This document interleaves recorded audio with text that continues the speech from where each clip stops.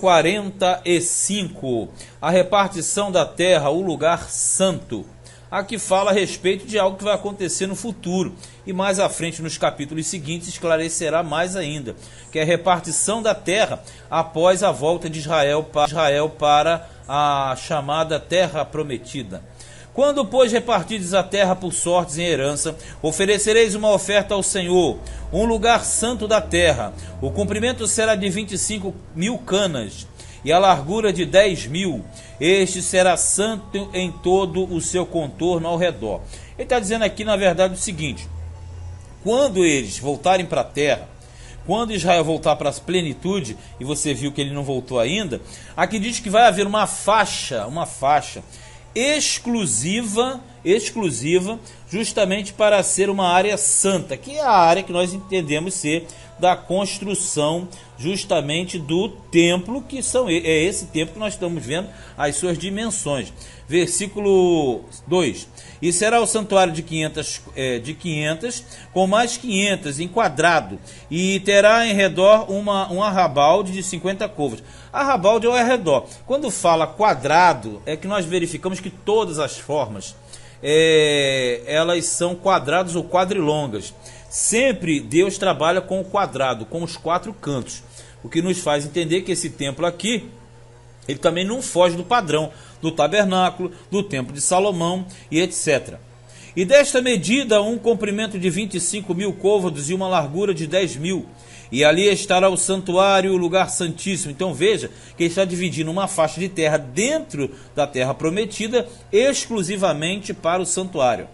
Este será o lugar santo da terra. Ele será para os sacerdotes, ministros do santuário, que dele se aproximam para servir ao Senhor. E lhes servirá de lugar para casas, de lugar santo para o santuário. E terão os levitas, ministros da casa, por possessão sua, 25.000 medidas de comprimento para 20 câmaras. As medidas são avassaladoras, e na verdade são dimensões acima do normal. E para a possessão da cidade de largura darei 5.000 canas, e de comprimento 25.000, defronte da oferta santa, o que será para toda a casa de Israel. Lembrando que sempre que fala aqui na cana é a vara de medir, né? 7. O príncipe, porém, terá a sua parte desta e da outra banda da santa oferta e da possessão da cidade, diante da santa oferta e diante da possessão da cidade, na esquina ocidental para o ocidente e na esquina oriental para o oriente, e será o comprimento defronte de uma das partes desde o termo ocidental até o termo oriental. Quando fala o príncipe, de novo, esse príncipe é o administrador da cidade na época, então é bem relativo. Para nós, o príncipe foi Zorobabel na volta, quando Israel tinha sido levado por Nabucodonosor. Então, no retorno da primeira turma, pelo decreto do Ciro, Zorobabel foi o príncipe que voltou. Trabalhando-se com milênio, o príncipe, na verdade, é o próprio Davi, né? 8. E esta terra será a sua possessão em Israel, e os meus príncipes nunca mais oprimirão meu povo. Quando os príncipes, que ele fala, os meus administradores. Por quê? Até mesmo a administração de Israel estará debaixo da mão da igreja. Aí diz assim: antes deixarão a terra a casa de Israel, conforme as suas tribos. Assim diz o Senhor: basta já, ó príncipes de Israel, afastai a violência e a assolação, e praticai juízo e justiça, e tirai as vossas imposições do meu povo, diz o Senhor. Então aqui fala claramente, quando ele fala basta já, ó príncipes de Israel, quer dizer, administradores de Israel. E você pode falar assim: peraí, quem são esses administradores? Esses foram os que causaram cativeiro antes, esses são os que voltam do cativeiro babilônico depois. Estes servem para administradores do sistema igreja hoje, e estes, na verdade, serão os que terá na época do milênio, que, diga-se de passagem, não terão essa facilidade para dominar o povo de Deus. 10. Balanças justas e efa justo, e bato justo. Isso aqui está falando de unidade de medida. Quando fala balança, é não roubar na balança. O efa é para medir cereais. O bato é para medir líquidos. Mas ele está dizendo o seguinte: não haverá mais corrupção. 11. O efa e o bato serão de uma mesma medida, de maneira que o bato contém a 10ª parte do homer, e o efa a 10ª parte do homer, conforme o homer será a sua medida. E o ciclo será de 20 geras, 20 ciclos, mais 25 ciclos, mais 15 ciclos vos servirão de um arrátel. Veja bem, ele está trabalhando dentro das divisões, porque quando você fala bato é uma classificação do in, e quando você fala o homer é uma classificação do efa, e assim como o ciclo do arrátel, ou seja, são divisões, como mais ou menos você estivesse falando de 1 quilo, 100 gramas, 200 gramas, como se falasse de 1 litro e 200 ml, 300 ml, é por aí que o negócio funciona. E como se você estivesse falando do ciclo e do arrátel, é como se fosse 10 reais, 100 reais, 1000 reais, por aí. 13. Esta será a oferta que a vez de fazer. A 6ª parte de um efa de cada homer de trigo. Também dareis a 6ª parte de um efa de cada homer de cevada. Quanto ao estatuto do azeite, de cada bato de azeite oferecereis a 10ª parte do bato tirado de um coro. Novamente, como eu falei, são unidades. Que é um homer de 10 batos. Porque 10 batos fazem um homer, viu? Então 10 batos o homer, ou seja, o homer é, na verdade, uma medida grande e o bato uma medida inferior. E um cordeiro do rebanho de cada 200 da mais regada terra de Israel, para a oferta de manjares e para o holocausto e para pacífico, sacrifício pacífico, para quem façam expiação por eles, diz o Senhor.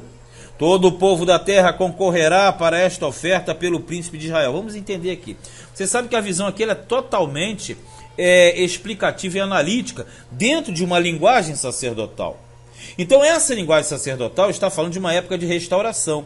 Então fala de uma restauração que trabalha no sacerdócio, nas práticas, e diz que o povo da terra concorrerá, ou seja, virão até a Terra Santa, até a capital, pelo príncipe de Israel. Por isso que nós entendemos. No retorno do milênio, no retorno de Israel e no milênio, nós teremos Israel dentro e nós teremos a igreja administrando. E Jesus é o cabeça. Só que nós devemos entender que Davi, como corregente, ele será o príncipe de Israel, enquanto que Jesus será o rei de Israel, o senhor de todo mundo, de toda a terra. Então todos virão, porque esses valores e fatores que já foram do passado, agora passarão a ser memoriais. Quer ver uma coisa? Leia no 17 comigo. E estarão a cargo do príncipe os holocaustos, e as ofertas de manjares, e as libações nas festas, e as luas novas, que é a viração do mês, e nos sábados, que é a viração da semana, e em todas as solenidades da casa de Israel. Ele fará expiação pelo pecado, e a oferta de manjares, e o holocausto, e os sacrifícios pacíficos, para fazer expiação pela casa de Israel. Então vê se você entende. Ele está falando de um sistema que todo ele cerimonial, sacrificial, e que na verdade eles não terão um valor propriamente no milênio de realização, mas sim de memorial perante o Senhor. Como é que funciona isso? É uma lembrança, é um símbolo de obediência. Assim diz o Senhor: no primeiro mês, no primeiro dia do mês, tomarás um bezerro sem mancha e purificarás o santuário. E o sacerdote tomará do sangue do sacrifício pela expiação e porá dele nas ombreiras da casa e nas 4 esquinas da listra do altar. Lembra que a listra é a armação, ou grade, ou sempre, e agora embolou meio campo, a trempe, né, no caso. Então quando você fala armação, é aquela grade que segurava, né, todos os detritos que caíam do holocausto. Então essa trempe, no caso, essa grade, essa listra, ela é tida como aquilo que retém o holocausto. Se você transporta isso, o que retém o holocausto hoje é o sacrifício de Cristo. Então a armação, ou a trempe, ou a grade, é justamente aquele ponto que ficava fazendo uma jogada na intermediária entre o que era queimado em cima e o que ia para o fundo. Aí diz assim: assim também farás no 7º dia do mês, por causa dos que erram e por causa dos simples, assim expiareis a casa. Por que os que erram? Os que erram são os falhos, fracos. E por que os simples? Os de pouco entendimento. Então, como ele fala do sacrifício da culpa, sacrifício por ignorância, etc. No primeiro mês, no dia 14 do mês, tereis a Páscoa, uma festa de 7 dias, pão asmo se comerá. E o príncipe no mesmo dia, por si e por todo o povo da terra, preparará um bezerro de expiação pelo pecado. Aí você vai, mas quem lê isso aqui vai entender que Jesus foi já sacrificado? Nós entendemos. O judeu não entende dessa forma que nós entendemos. E nos 7 dias da festa, preparará um holocausto ao Senhor, de 7 bezerros e 7 carneiros, sem mancha, cada dia durante os 7 dias. E o sacrifício de expiação de um bode cada dia. Também preparará uma oferta de manjares, um efa para cada bezerro, e um efa para cada carneiro, e um hin de azeite para cada efa. No 7º mês, no dia 15 do mês, na festa, fará o mesmo todos os 7 dias, tanto o sacrifício pela expiação como o holocausto, e como a oferta de manjares e com azeite. Então veja bem que está falando da Páscoa, cumprimento da Páscoa. Você lembra que a Páscoa era no dia 14, depois do dia 15 até o 21 tinham os pães asmos. Enfim, tu pode falar assim, mas como funciona tudo isso? Bom, plano 1, quem voltava do cativeiro babilônico deveria entender que isso era o retorno àquela prática antiga. Quando você trabalha na questão hoje de Israel, Israel entende que isso aqui é a restauração que acontecerá quando o anticristo for implantado, que eles vão entender que seriam ou é o Messias. E a terceira e última é no sentido milênio. E você vai entender então como é que se explica isso tudo no milênio.